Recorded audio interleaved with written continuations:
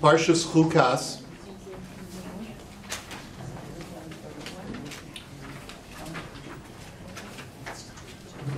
Parshas Chukas features the deaths of two of our great leaders that led us through the Midbar, Aharon and Miriam. And each one of them deserves a fuller discussion. One of the things that we've discussed in the past, I'm not sure if we did it in the class or I did it from the Bima. We know why Aharon and Moshe perished in the Midbar, but we don't have any apparent reason why Miriam didn't have a chance to gain entry. We'll put that aside, maybe we'll address that in a later year. But today I'd like to talk about the aftermath of Aharon's death. We know the famous Midrash that tells us that after Aharon died, the clouds of glory disappeared from the Jewish people, and this gave a cue to the enemies of the Jewish people that the Jews now were fair game. It was safe to attack them. That really is the connection between the very end of chapter 20 and the very beginning of chapter 21 of Sefer Bamidbar.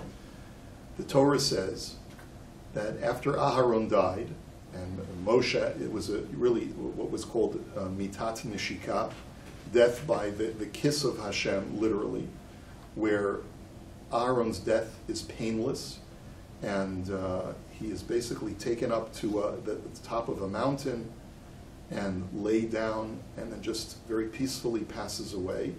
Moshe and Elazar, Aharon's son, come down from the mountain, and then the pasuk in Chavtes says, "Vayiru kol ha'eda ki gava Aharon." The entire congregation saw that Aharon had perished. Vayivku es Aharon shaloshim yom kol beis Yisrael.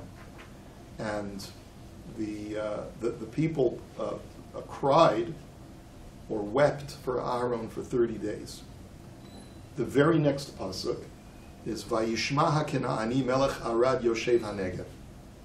That the Canaanite king, the king of Arad, who lived in the south, heard Ki ba Yisrael derech ha'asarim. He heard that the Jewish people were traveling through the Atarim derech, through the Atarim path. What that means we'll see in just a minute. Vayilachem b'Yisrael. And they fought against Israel, or he fought against Israel. Vayish mimenu shevi. And he took a captive. He took a captive, Chevy. Not a Chevrolet, but a Chevy. The word Chevy means a captive. Okay? Now, we're just going to read an abridged version of Rashi.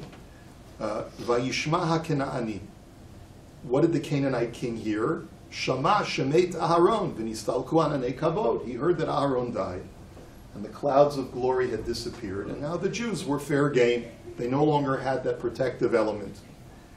Rashi also tells us something very interesting, that this is really not the Kanaani. Kanaani was an indigenous people to the territory of the land of Canaan. But this was really not a Kanaani, but only disguised as a Kanaani, but it was really the Amalek. And we know that when Amalek attacks, they attack because something is dysfunctional within the Jewish people. Correct? That seems to be the symptom.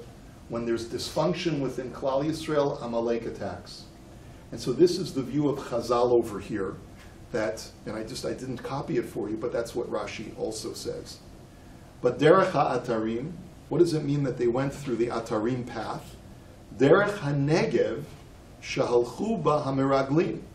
This was in the Negev, exactly where this Canaanite king is. The very same path. Now, when we say the Negev, they're not in the land of Israel proper, but they must be somewhere abutting the southern part of Israel. The very same path that the spies entered when they came into Eretz Yisrael. Shenemar vaya'alu v'negev, as it says that when the spies first entered the land of Israel, they came through the south. So what we can possibly imagine is that the Jewish people are near the border of Eretz Yisrael, on the Transjordan, on the southern part of the Jordan River, perhaps somewhere by the Dead Sea. It's not clear where, but that's where they're traveling. Why is that relevant? Why is it relevant where the Jewish people are traveling at the point where a captive is taken. That's really what I want to get to today. And Vayishp mimenu shevi, and they took a captive. And here too, very strange comment from Rashi, Eina ela shivcha echat. This was a mere maidservant, implying that it was probably from the lowest echelons of Jewish society. This was the kind of person that was taken captive. Now, it's unclear why the Jews were owning servants while they were traveling in the desert. It's surprising that there would have been such a phenomenon if everyone who left was either a freed slave or was from the Erev Rav who converted to Judaism. It's hard even to fathom what a shifcha or an eved is doing traveling in the desert with the Jewish people. Maybe this was someone that they picked up along the way. Maybe there was a Bedouin who needed some work and indentured himself to a Jew as they were traveling through the desert. Who knows? But the simple understanding is that this is a maidservant. What's the significance of that? Yes? Is this, you said this is Amalek, is this when the Pasuk says later on, Asher Karcha Baderech, is this that time? No. Asher Karcha Baderech is when we first left Egypt. This is 40 years later. Yeah.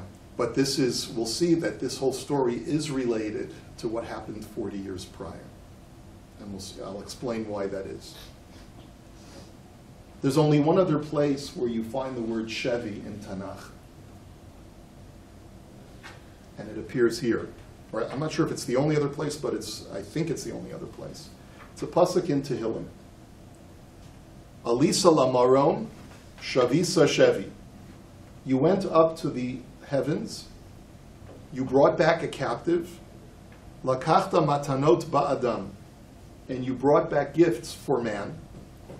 Va'af sorarim lishkon ka elokim. And even those who were wayward had a place to dwell with you, O God. This is a pasuk in Tehillim. It's very cryptic. It's very difficult to even translate. But Rashi tells us that what is the pasuk referring to? You went up to the heavens. Ata nagid amo, Moshe ben Amram, lamarom, you, the prince of your nation, Moshe, the son of Amram, you ascended up to heaven. Shavita shevi et haTorah. You brought down a captive, meaning you were able to capture the Torah away from the angels who had initially refused to relinquish the Torah to mankind. As the very famous story in Gemara Shabbos says, that when Moshe initially went up to receive the Torah, the angels sought to stop him and said that the Torah is so holy it doesn't deserve to be given to mankind. V'lokachtam matanot min ha'elyonim uletitam livnei adam. And you, Moshe, brought down gifts from the upper realm and brought them to give them down to mankind. What gifts are being discussed over here? What kind of gifts did Moshe bring down in addition to bringing the Torah down to mankind? There are different opinions as to what this is. There's one opinion in the Gemara in Shabbos that says that the gift that was brought down, or at least one of the gifts that Moshe brought down, was the gift of Ketores, of the incense that Aharon was able to use to stay the plague in last week's Parsha. But there's an opinion that is brought by the Zohar, which we're going to see in just a second, that I think will unlock some of the mysteriousness of this whole story. Yes? Would you say the word Shevi is singular or plural or both? Shevi, I think, is singular. So I also thought it was singular, so I'm thinking maybe that's what's prompting Rashi to say it was just one person? Because otherwise, why wouldn't it say they took Shibuyan? Well, Shevi is nondescript. It means something that is captured. It could be a group. Plural? It could be like fish? It could be a group of. It could be a group of people. Something captured. It's really not descriptive of persons. It's descriptive of something that is captured. So it could be descriptive of a group of people. But you're right. It could be that that's what Rashi, what cued Rashi to say that it was one person. But why a shivcha? Why a maidservant? Let's take a look at the Zohar. And you know, the Zohar you can break your teeth on. So we'll just, I did a non-literal translation, which you have here on your sheets. Come and see. The gifts that the Jews received at Mount Sinai were presents given to them by the angels. And as the commentary to the Zohar says, they were given by the angels of the other nations, which means that the angels of the other nations acknowledged that the Jewish people were worthy of receiving the Torah.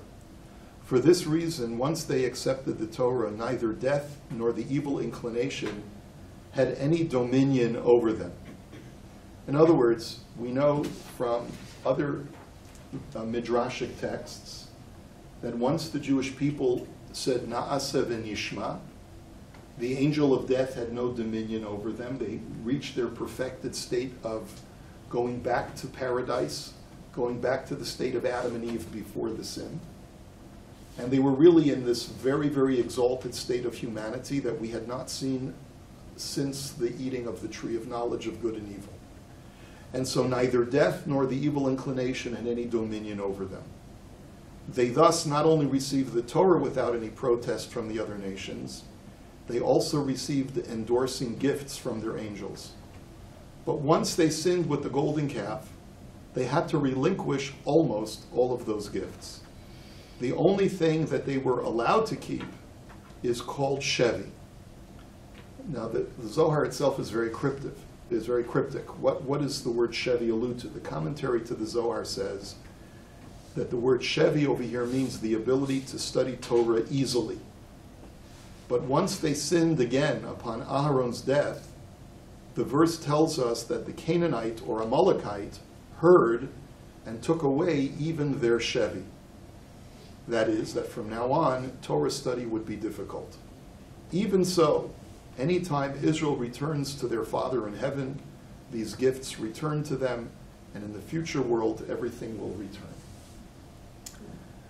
If you've ever tried to study the Zohar, this is very typical of Zoharic text. Very cryptic, very mysterious. What are we supposed to make of it? Now, the one thing that the Zohar tells us that we do need to dwell upon and try to really seriously figure out is, the Zohar says that they sinned once with the golden calf, and 40 years later they sinned again upon Aharon's death. What was the sin? They mourned for Aaron for 30 days. The Canaanite king of Arad, or the Amalekite king, hears about it and takes a captive. And by the way, the aftermath of that was the Jewish people prayed to Hashem, and Hashem restored the captive, and everything was well. And so the question is, what is going on over here? What are we supposed to draw from this story? And how do we make sense, just to review all of our questions, why are we associating the Jewish people of going to the same path as the Meraglim? Why does Rashi tell us that the captive was a shifcha, was a maidservant? Why is the word Shevi used in association to a captive, but also the captured Torah that Moshe brought down from heaven?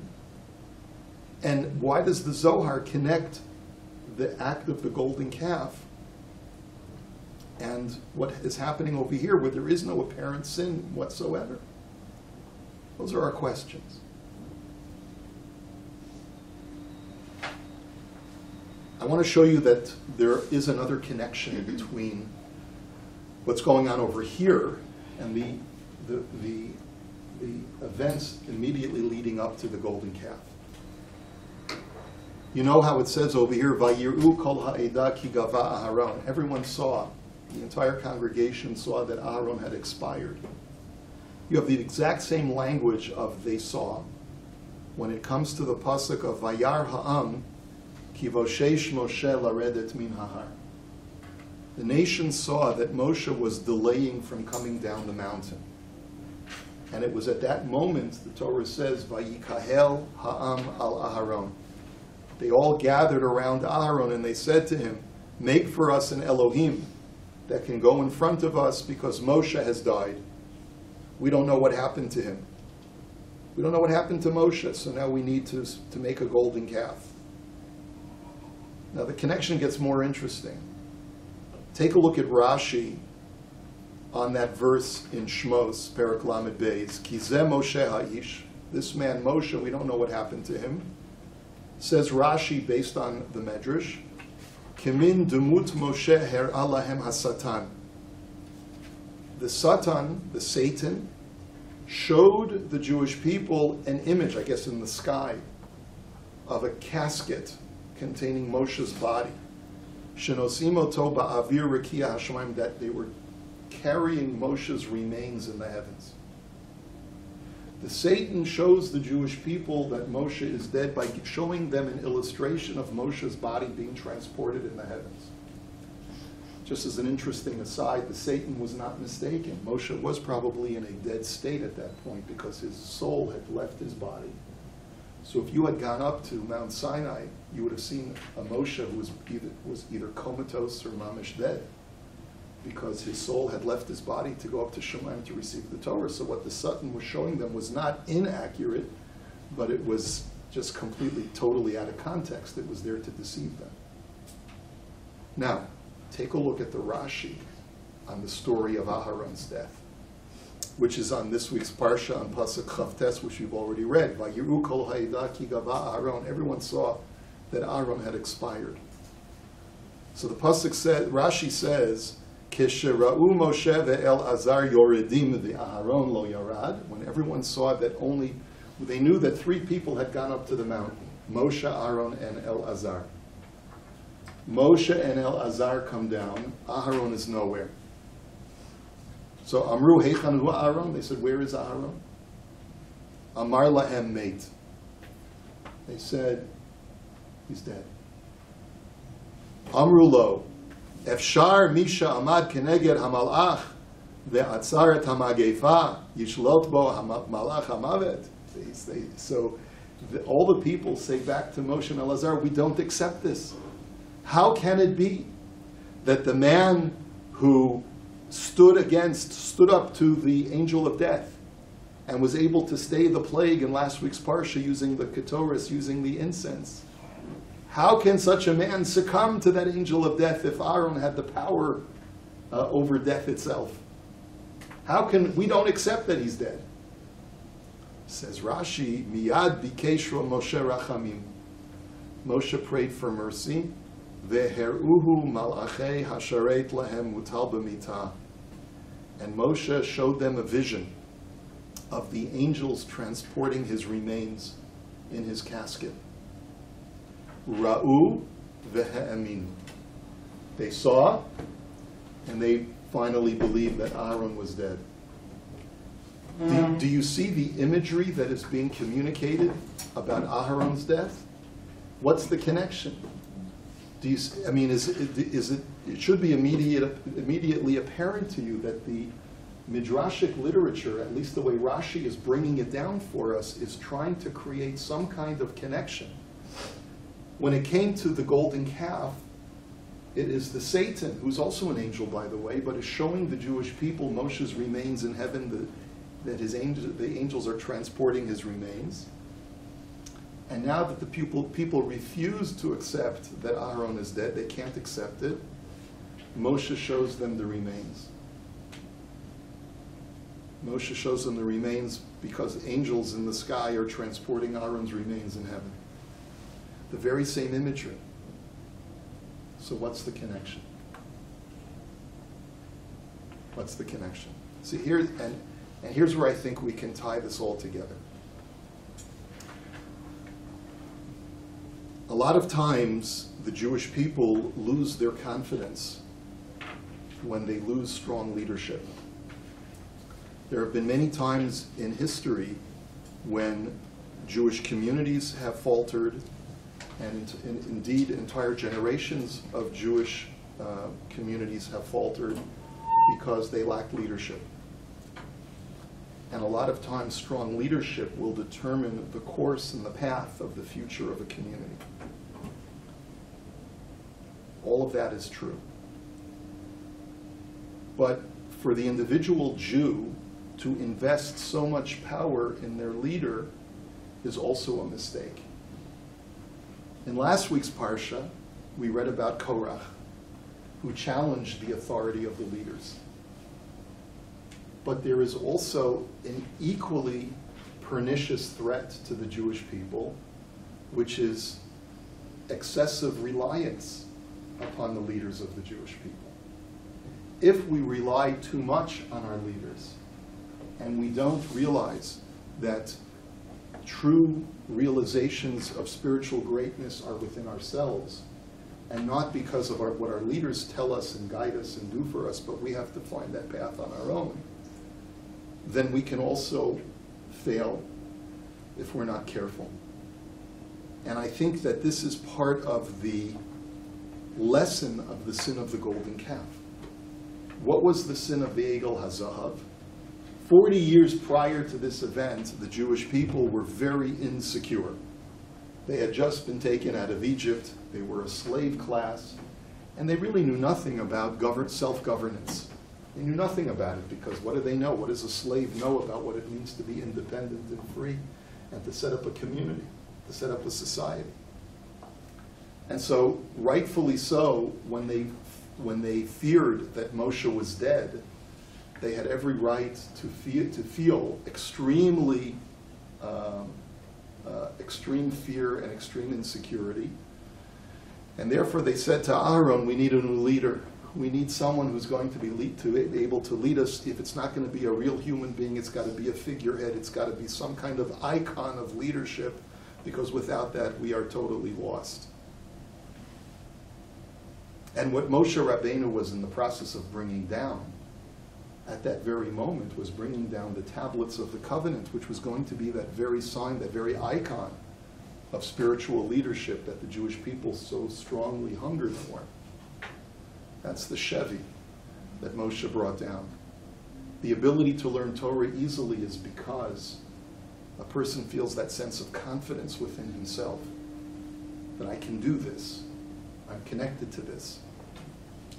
I know that God has given me something within myself that will enable me to, no matter how difficult the path is, if it's part of my heritage, it's part of the Torah that God gave to me personally, then I know that I can master this. I know that I can rise to the occasion.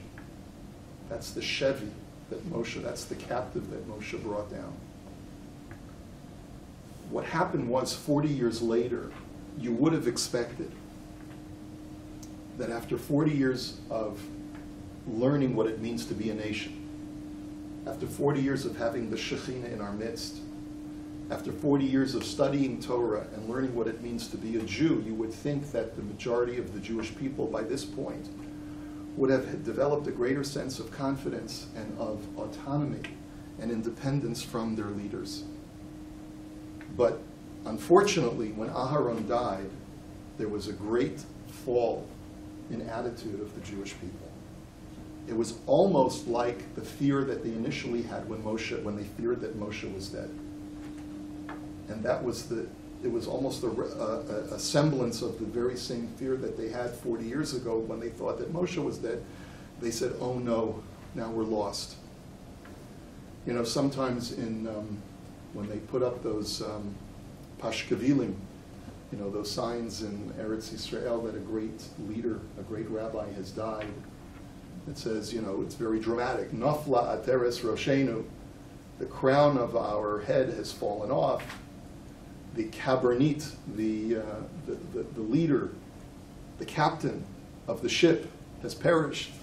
And we are now aimlessly wandering in the sea of nothingness, you know, very, very poetic. And you have to realize, of course, you have to realize the tremendous loss. But then you have to say, okay, so we suffered a tremendous loss. It'll never be the same without that great leader, but we got to move on. Because we're the Jewish people, we have to have vision and a sense of future and a sense of optimism that the path that lies ahead of us is going to be okay, even without that person to lead us. And that's what they lacked. That was that one thing that they couldn't get past. They couldn't accept that Aaron was dead. They couldn't believe it because they couldn't envision themselves being great without Aaron. Lahavdil, lahavdil. Even in our own lifetimes, we've seen movements within Judaism that almost self-destructed when a great Rebbe or rabbi passed away. Thankfully, some people never recovered, but most people were able to recover and pick up the pieces eventually. But this is what is going on over here. And what the Zohar is trying to tell us is that this was a replication of the sin of the golden calf, or the precursor to the sin of the golden calf. The Chevy that Moshe brought down to restore the people's confidence and to allow them to learn Torah easily, that they lost when they couldn't handle Moshe, they couldn't handle Aharon's death. And it's that same Chevy that was taken away from them when Aharon was taken away from them and they refused to accept it. And that's why Rashi tells us that it was just a handmaid. Just a handmaiden. What does Rashi mean by that? You know, we tend to think that only great people are necessary in order to lead the Jewish people. What Rashi, I think, is coming to accent for us is that despite the fact that this was a very, very humble part of Jewish society, whether that's a shifcha literally, or whether it means just figuratively the lowest echelon of Jewish society, if we write off the ability for humble, simple people to be great, then we are truly lost. If we invest so much into our leaders that we don't see the greatness and value in the shifcha, then we are lost. And that's what was taken away from the Jewish people, that sense of confidence and realization of greatness even within the simplest person within the Jewish people. That was the sin. That was the sin. No, we can only handle having an Aaron. Anyone less than Aaron will not be able to guide us. We can't do this on our own. We're just the shivcha. We can't handle it. That's what was taken away. So if there's going to be a takeaway, the takeaway is that eventually the Jewish people recovered, which is the good part of the Zohar, that whenever the Jewish people turn towards their Father in heaven, realizing that, yes, Hashem, we can continue, we can soldier on the path, even without the strong leadership, then the gifts return, and life becomes easier. In other words, the point of the Zohar's message is, the more confidence you have in yourself to be able to reconcile your inner demons with the Torah and with Judaism's path, the easier that path will be. People who fall away from the path of Judaism and the path of Torah do so because they lose confidence in themselves. And so the most important ingredient to success, to spiritual success, is that sense of confidence, not in Rabbi so-and-so, but rather in who I am as a person. And if one can see the greatness within themselves, then they can also realize greatness for their future. That was what I wanted to say for today. It's a little bit early. Anyone? Yes, go ahead. Question.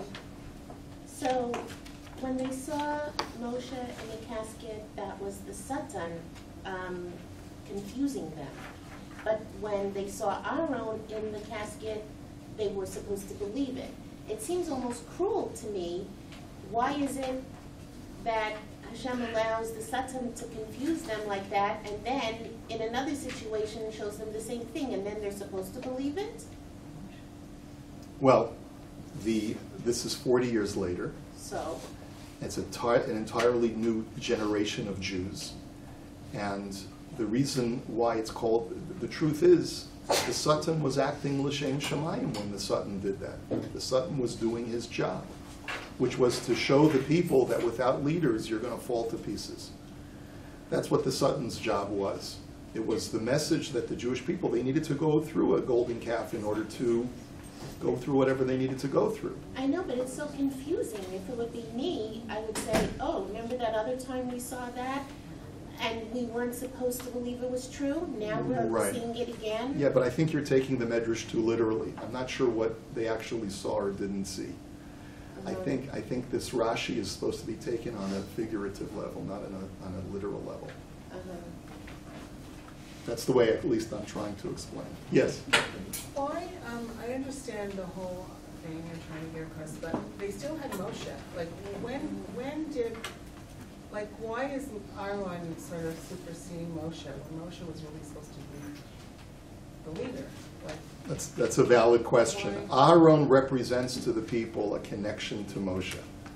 Because Moshe is, by the 40th year in the desert, remember, what did we learn at the beginning of Bamidbar? We learned that Moshe couldn't handle the people anymore. He says, God, these people are too much for me. I can't handle all of their prosaic requests, and therefore I need help. And God gave him the 70 elders. Remember that story from Ba'alotcha? What is the message over there? The message over there is not that the people were too much for him. He was too out of sync with the people. Moshe's face emanated an aura. By this time he was wearing a veil over his face. The people rarely saw him. He was the giver of the law. He was the man on the mountain. Aaron was the rabbi with the Santa Claus beard that everyone loved. He was the person that everyone related to as their Rebbe. Moshe was the giver of the law, there's no question, but Aaron was the man that you could go to and give a hug to and feel comfortable because he made everyone feel loved. So when he was lost, they couldn't handle it. Yes? So what happened after he died? His sons took over? Did they have respect for the people? Yes, Elazar and Itamar did take over, but it's not the same. It's not the same. At least for the people who grew up with Aaron, it's not the same. Yeah. I think that the people did not cry when Miriam died. No, it says that they did die. They They did die. Yes. Someone has a chumash, we'll show you where it says that. Yes. It's interesting, the vision of Moshe, that you say Satan showed a vision of Moshe that he died. He didn't actually, but he sort of died. And it reminds me that when King Pharaoh said all the baby boys need to be thrown in the river, and then when Moshe was placed in the river, I think it's a midrash that says the night that he was placed in the river, King Pharaoh has the vision that the one who's going to save Israel is now in the water, and that's it. And Yes, isn't that interesting? So I didn't make that connection. That is very interesting. That's also excellent point. Okay, so right after the story of Mei Meriva,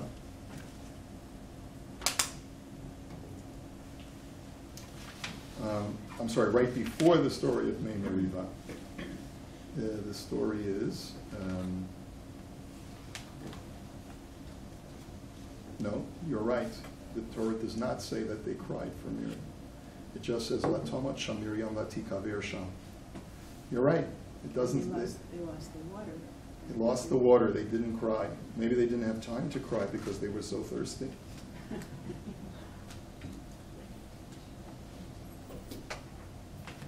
Okay, I stand corrected. Yes. When Rashi says Eina el Shifra Achas, what is his head that's making him say that? What is he basing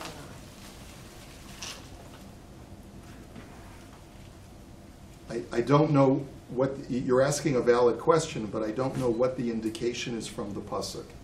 Maybe it's from the word shevi, which means something lowly, something unimportant. But we'd have to take a look at the commentaries to Rashi to see what is... Kashel Rashi. Right. Ma kashel Rashi, or like what indication Rashi has from the verbiage itself. Okay? Have a good day, everybody. We'll see you, Mitzvah Shem, next week.